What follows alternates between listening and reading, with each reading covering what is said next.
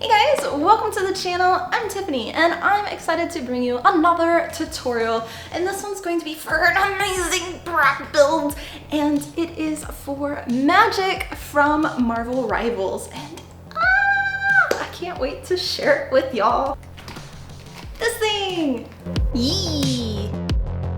Isn't it cool? And it's pretty lightweight. It is mostly made out of foam, as well as a little bit of 3D printed parts and a pipe for structural support. And the best part is it comes apart for transportation. And in this video, I'm gonna go over how I made everything from start to finish. But before we begin, remember to like the video and subscribe to the channel, as well as don't forget to check out my other Magik tutorials to help you with your costume.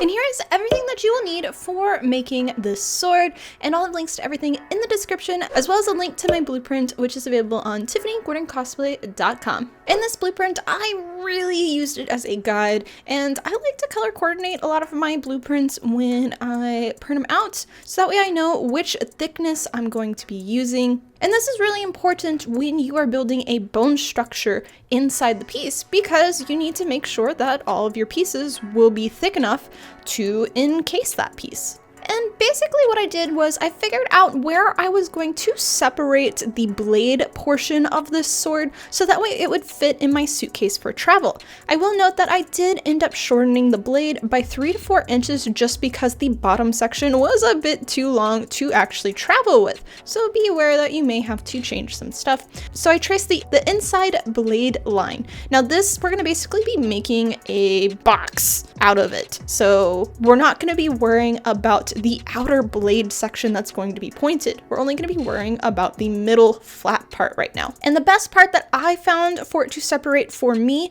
was underneath the bottom decorative piece, and this made it where you really couldn't see the separation. But if you don't plan on it coming apart, don't worry about that. Just cut the blade as one piece instead.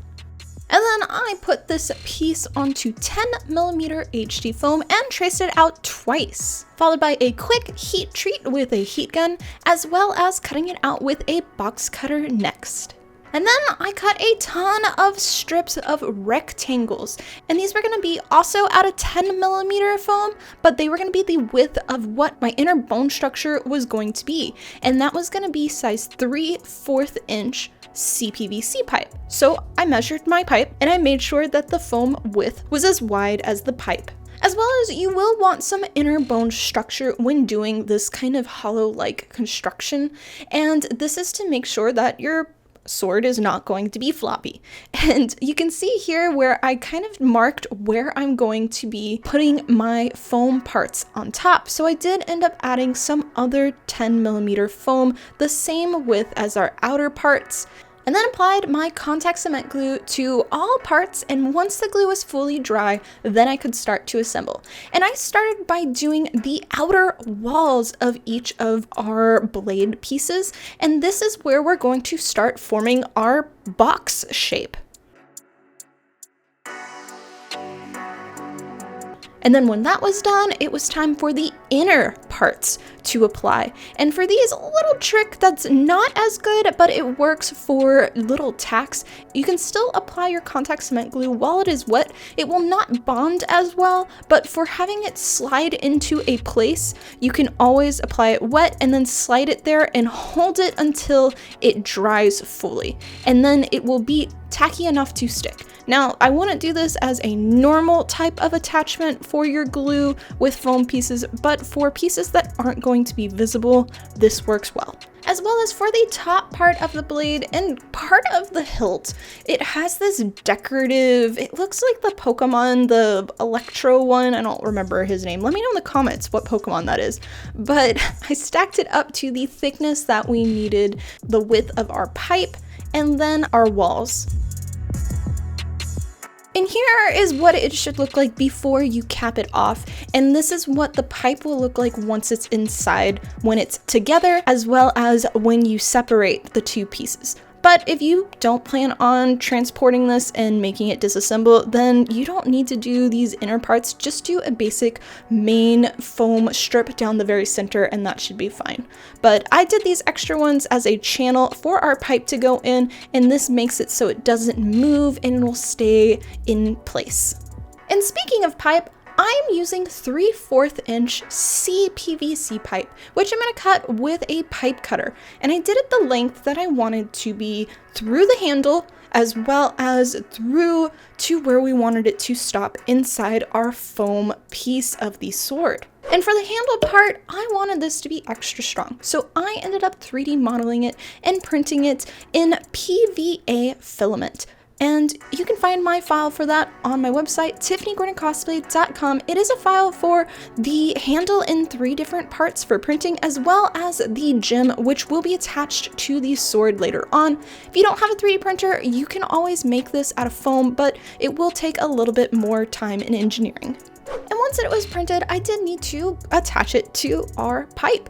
And for this, I used 2-part epoxy. First the pommel of the piece, putting it at the bottom, and then slowly assembling each piece on top of that with the pipe inside of it until all 3 parts of our handle were connected.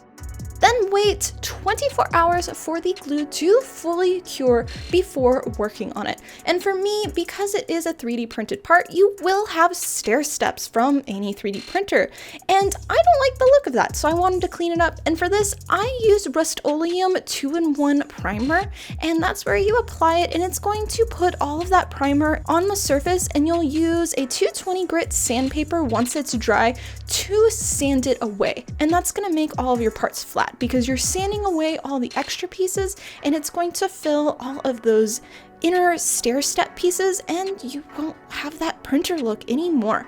Then I inserted it into our foam pieces, which I'll note I did end up cutting a circle part with a Cos-Tools hole drill to insert that pipe, and then I glued it together with Shore Bonder hot glue sticks.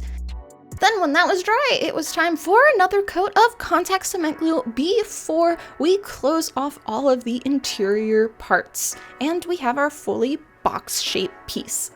Then for details, and I was of course on a con crunch because I always am, and I wanted to cut this out really fast, so I ended up using my Glowforge, which is a laser cutter, but you do not need a laser cutter to cut out these foam pieces.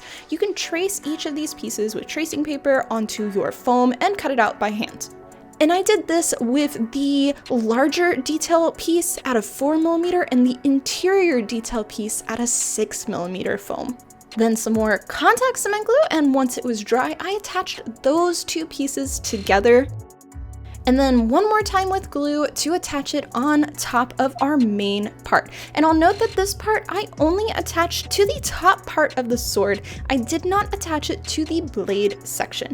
If you are having this as one piece, then go ahead and attach it to the entire blade of the sword. As well as at this point, I did attach my little diamond piece to either side that I had 3D printed earlier. And then for the blade section, and if you haven't done so already, go ahead and close off the top section, creating our box.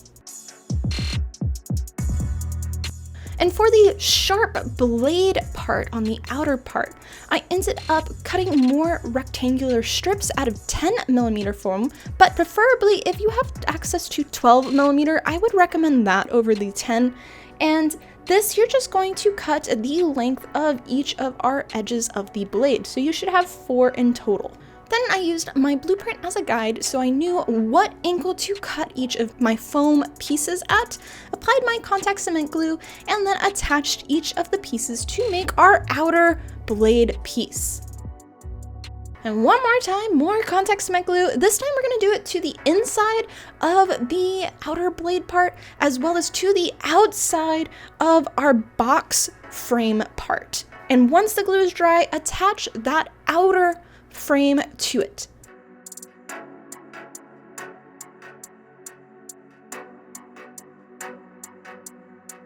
And we want the edge of the blade to come to a point. So I ended up drawing a guideline around all of the outer part in the very center, and I used that as a reference as well as our glue line to the top, cutting pretty much at like a 45-degree angle with my box cutter to those two lines, carving around the entire blade. Now for me, I didn't really worry too much if it got a little wonky, because after this step, I got out my Dremel and sanding drum and I went to town making that all nice and smooth.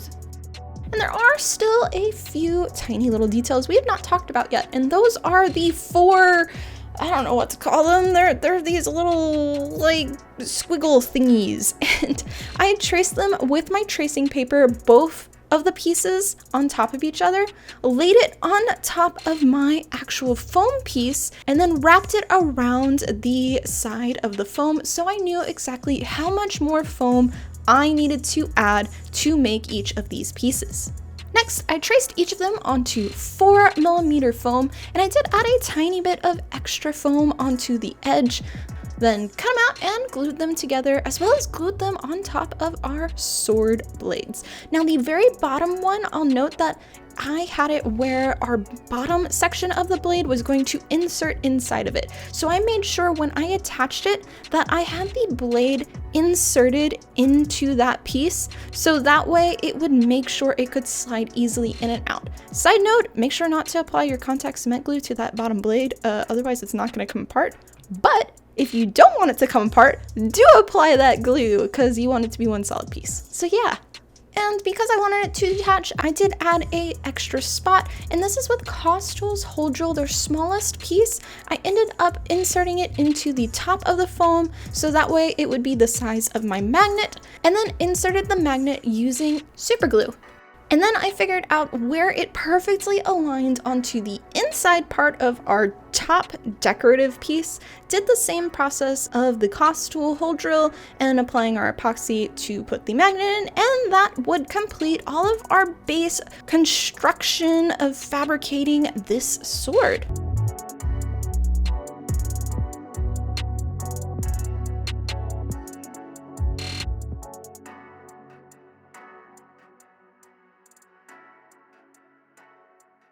Now let's go and paint. And reminder that if you don't have an airbrush and compressor set up for painting, you can always hand paint this with a paintbrush. And like all of my prop and foam builds, we have to prime it. And for this, I like to use Plasti-Dip, which is a rubber spray paint. And you will want to apply 3 heavy coats, waiting 45 minutes in between each coat, as well as at the very end, waiting 24 hours before we move on to actually painting this sword. Starting with our first piece, which is going to be Createx Colors Auto-Born Sealer Black. Now this is more of a primer-like piece that is specifically for more plastic and 3D printed parts. And I did still apply this onto our foam parts, but basically this paint is for more smooth surfaces, and it helps afterwards so the paint will adhere to it better and not drip off. But you can also skip the step, it's okay.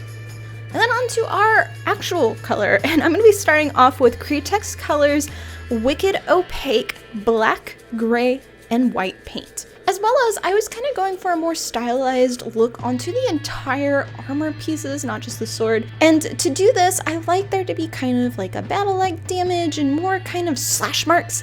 And for this, while the paint is still wet, I ended up grabbing my tweezers and scraping against the edges and kind of doing really quick like dashes to make it look like it's been scratched.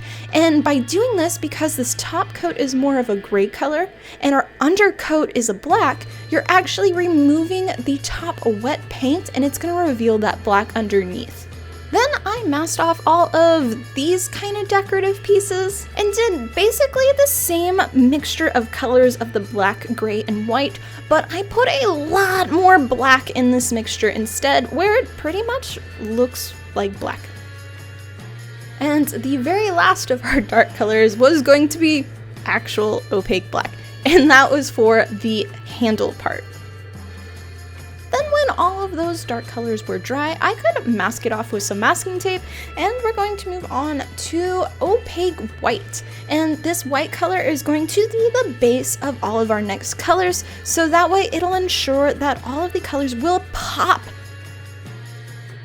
Then once the white was dry, it was time for Pyrrole Orange, applying it to all exposed areas. And then I used Hansa Yellow, And with this Hansa yellow, I focused more towards the center sections, trying to make sure that I kind of pulled the airbrush away from the surface, and this would make the mist spread out more and have less of the paint particles towards the edges, so that way the orange would show through more and it would give this glowing-like effect. For the blade, I did it more misty towards the top and went really heavy with it towards the bottom. Reason being is I want the bottom of the blade, the tip part, to be the most light color and to glow more. So we're gonna kind of do this gradient-like effect with it. And for doing gradients, you do want to slowly get lighter with your colors. So the next color we're going to be using is Hansa yellow with white, slowly adding more and more white into it. And I use this more towards the very center of the top section of the sword. And then for the blade, I really focused it towards the very center of the piece, as well as really heavily towards the tip part, and kind of pulling the airbrush away as I got closer to the top, so that way it would give more of this pull and go kind of gradient-like look and give a more glow overall feel to the sword. Now I will note that you'll probably want to do this a few times, so that way the sword doesn't end up looking like a carrot and being too orange. You do want the sword to be more on the yellow side, so just use your judgment going back and forth and have fun with it.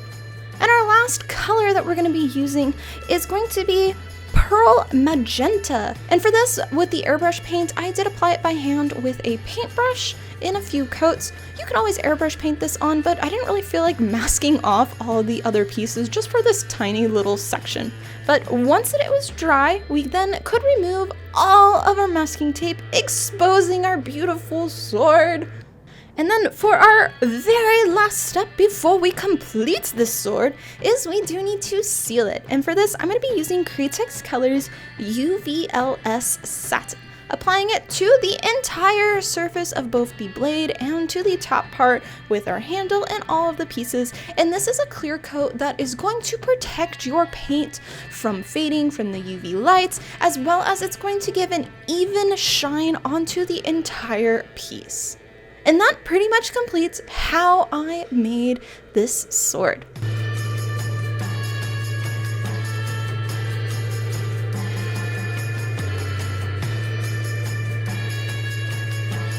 And that, guys, is how I made Magik sword. And I hope this video was helpful. I did mention in the beginning that it does come apart, and I'll show you a little bit about that real quick.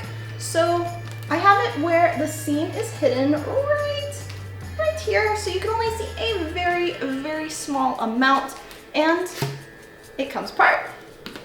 So with the blade, I ended up cutting a hole. This is the same size that our pipe goes into, but a pipe alone will not hold your props together. So I went and I added magnets. So there's actually a magnet here and here on either side, and that is just to secure the top part of the sword, the handle part, so it doesn't come off of our blade. As well as typically when you make swords and it has this little flappity decorative doodah, if it's not attached, they tend to be a little floppy and not stick flat to the blade. So I found that by adding the magnets on the inside, so you have one here and one on the inside here, that it helps keep it flat to the blade. As well as you can see the pipe here, and this is what inserts into the blade section and makes it so this is all structurally sound. And it's just simple to assemble, and it's done. And I've actually flown with this already from Nebraska to Idaho, and it had no issues with flying, and it was really lightweight. So if you're making a sword, I recommend doing it this way.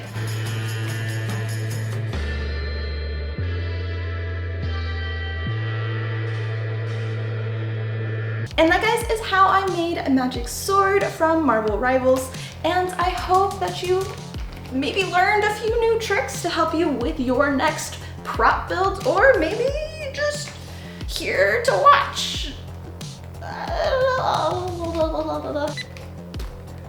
But that, guys, is how I made Magik's sword from Marvel Rivals, and I hope that you found this video helpful for making maybe your own Magik sword, or maybe this will help for making another type of prop, another type for a different character. But let me know in the comments if there is another character from Marvel Rivals that you would like me to cosplay or make a prop of. Yes.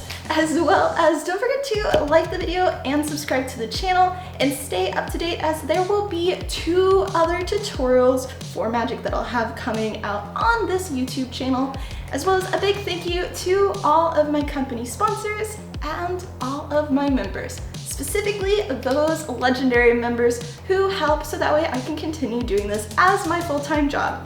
And I'll see you for our next tutorial. Much love, guys.